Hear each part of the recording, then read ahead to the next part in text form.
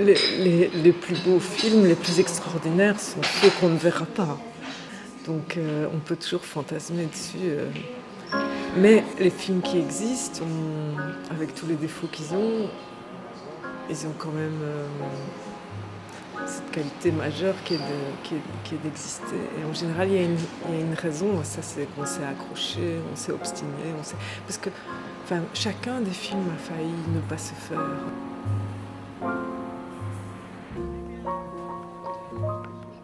Et alors plus c'est tard, plus le suspense est grand. C'est vrai qu'avoir un film qui est financé, qui est prêt à tourner et puis qui se fait pas, oui, c'est une vraie fausse couche. C'est pas une nidification qui se fait pas, c'est terrible. Et ça, j'ai la chance que ça ne me soit jamais arrivé.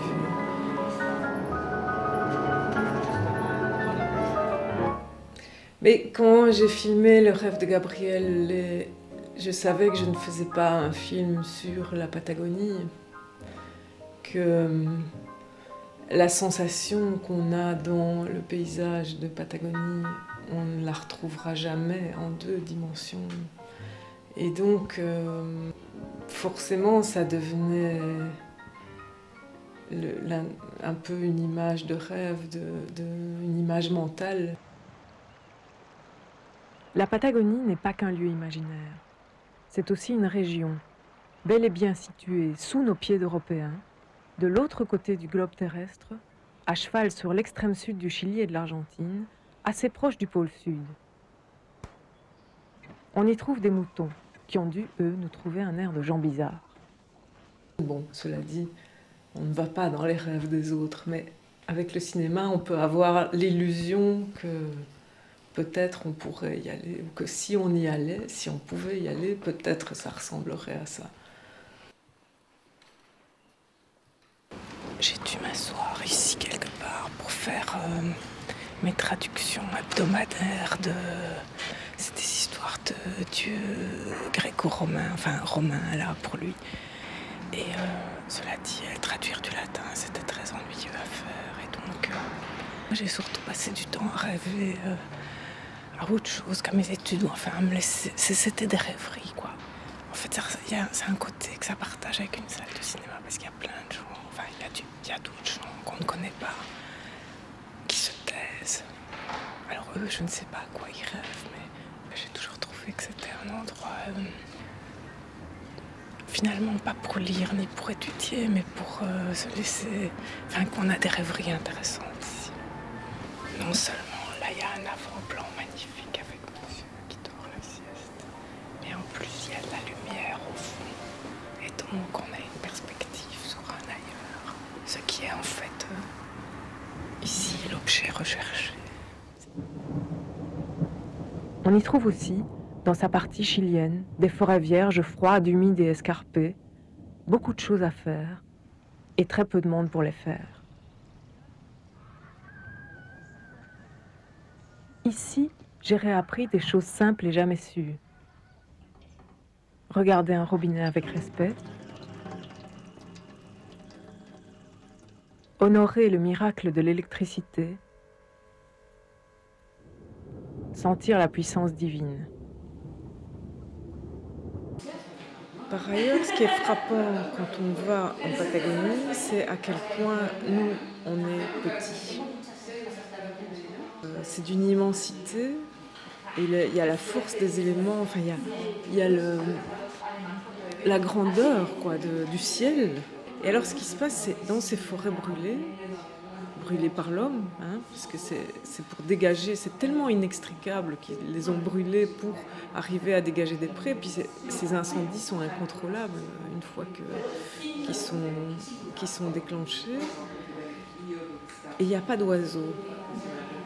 Comme tous les arbres sont brûlés sur des hectares et des hectares et des hectares, il n'y a pas d'oiseaux. Et donc à un moment donné, je suis là, à pied, toute seule, et j'entends un bruit, et je me retourne de tous les côtés, je suis sûre qu'il y a quelqu'un, et il n'y a personne. Et au bout d'un moment, je comprends que le bruit que j'entends, c'est mon propre cœur. Et en fait, jamais dans ma vie avant ça, je n'étais dans un lieu suffisamment silencieux pour entendre mon propre cœur.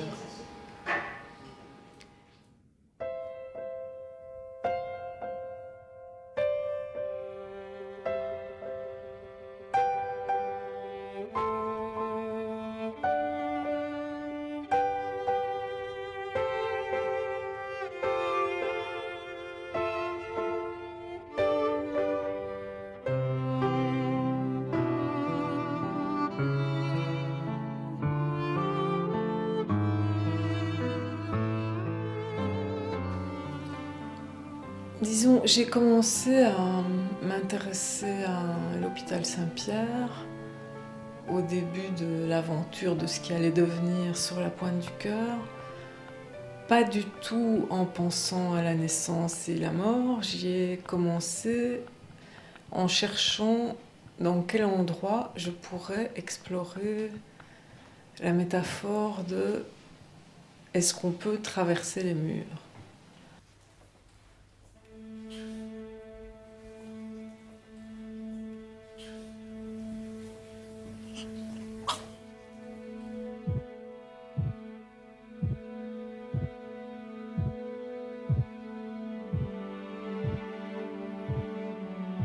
Ton cœur dit, te voilà descendu dans la ville. Tu as reçu un corps, il se peut qu'il te plaise. Il sera ton école, ton seigneur, ta muraille. Mais n'oublie pas, derrière ce mur, il y a des mondes, des milliers de mondes, et des choses derrière chaque chose. Si tu le décides, tu peux traverser les murs, tous les murs. Ils sont à ton service. Et voilà, je suis arrivée rapidement à penser que l'endroit idéal, c'était l'hôpital Saint-Pierre. Je pense qu'on a fait un maximum pour cette dame et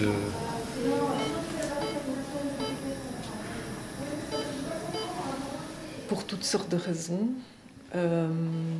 D'abord parce que c'est un hôpital, que, en effet, on y naît au dernier étage, à la salle d'accouchement qui est au 10e, enfin en tout cas au dernier étage. Quand on est mort, on y est au 2e sous-sol à la morgue, et entre les deux, il y a tout. Toutes les expériences de la vie. Et le film est construit en oignon, comme ça, par couche. c'est un cœur qui ne veut pas mourir. Le problème, c'est qu'il n'y a plus de cerveau chez cette dame. Ça, c'est l'adrénaline qui fait ça, en effet.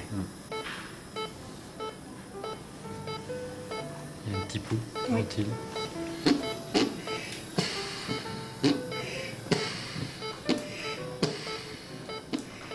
C'est peut-être moins vrai maintenant, mais en tout cas dans mon imaginaire bruxellois, à l'hôpital Saint-Pierre, on trouve, se croisent toutes les classes sociales et dans une situation d'égalité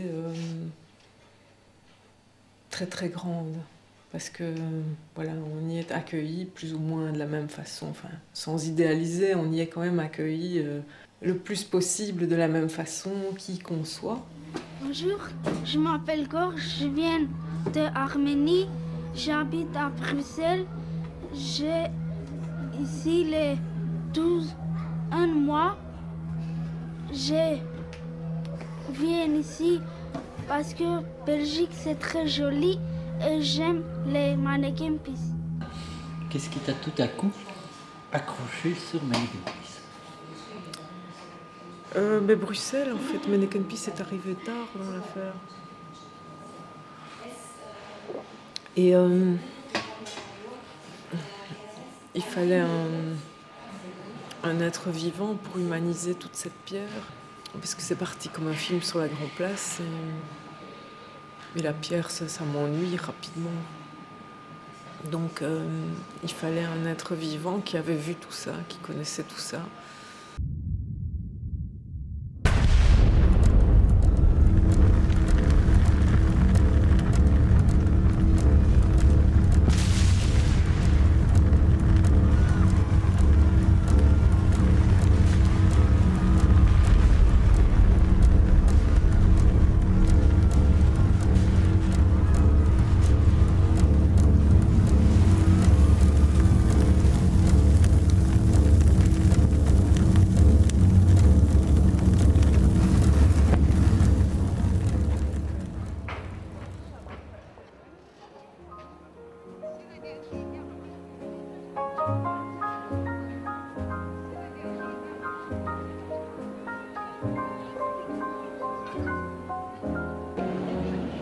Moi, j'en ai Là, un peu des échos maintenant.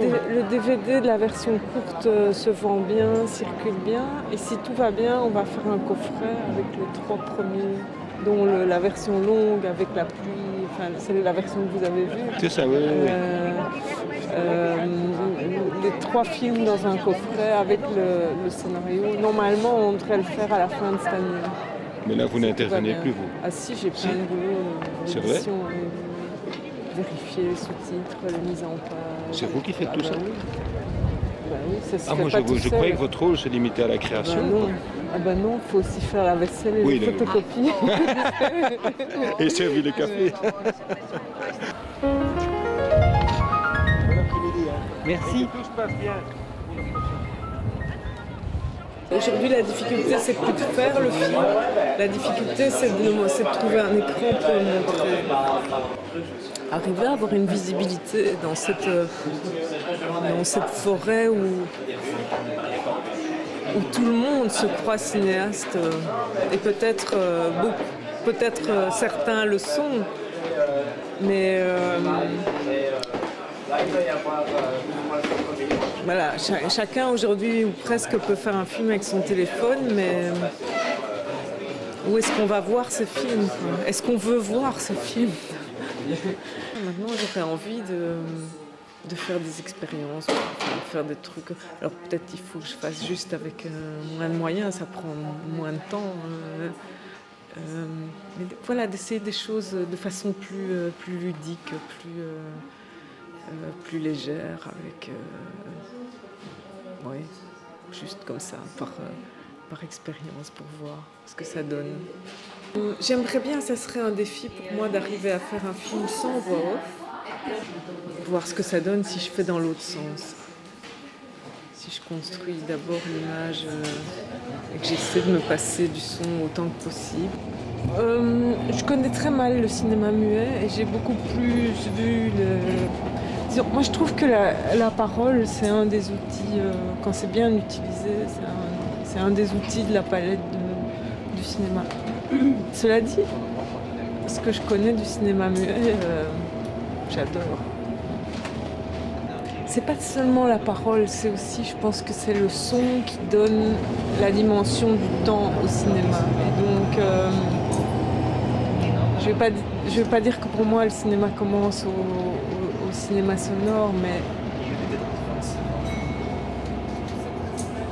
je dois toujours faire un effort pour m'intéresser à la période du mai. Alors une fois que l'effort est fait... C'est une ville très moche. Une ville très moche dans laquelle il y a des splendeurs. Depuis toujours, j'ai envie de demander aux Bruxellois s'ils sont fiers d'être Bruxellois. Oui. On y est bien, les gens sont gentils. Il y a de bons restaurants, il y a beaucoup d'animations en été. Oui.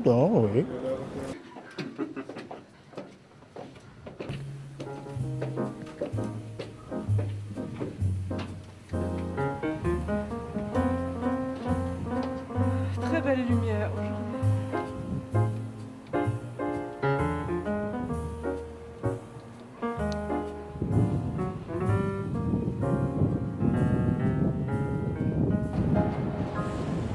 Voilà, on voit très bien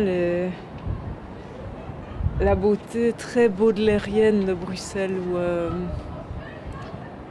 Je ne sais pas si c'est... Parce que Baudelaire a vécu ici, à une des pires périodes de sa vie, et je crois que c'est déjà avant qu'il avait inventé cette notion de...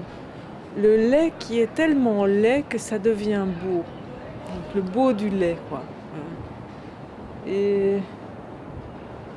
il y a ça dans ce paysage où franchement c'est un peu tout et n'importe quoi. C'est pas une beauté classique, c'est pas... C'est la beauté hétéroclite.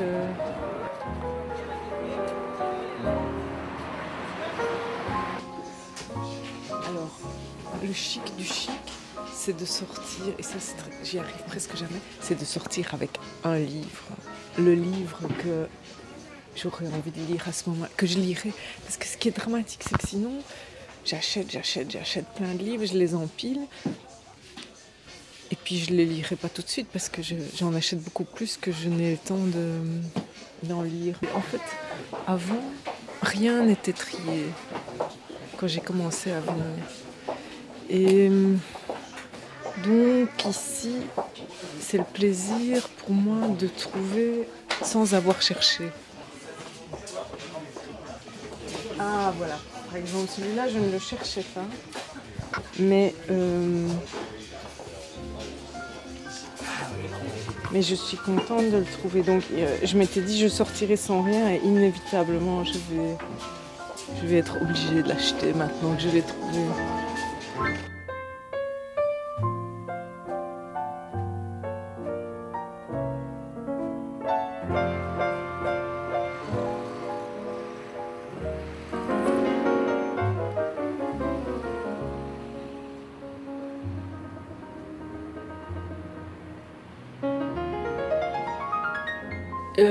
Ce que je sais, c'est que c'est pas la première fois que je mets des labyrinthes de sous-sol dans un film, et c'est certainement pas la dernière. Le labyrinthe est une image que j'aime explorer et que j'ai pas fini d'explorer, et je ne sais pas ce qu'il signifie.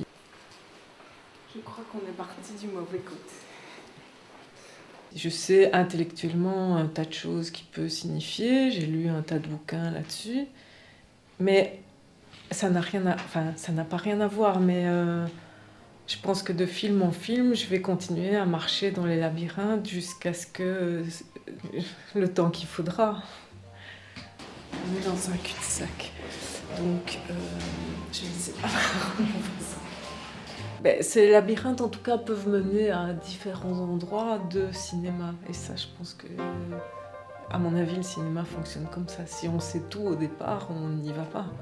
Si on sait exactement ce qu'on veut faire, pourquoi on veut le faire, comment on veut le faire, et qu'il n'y a plus qu'à l'exécuter,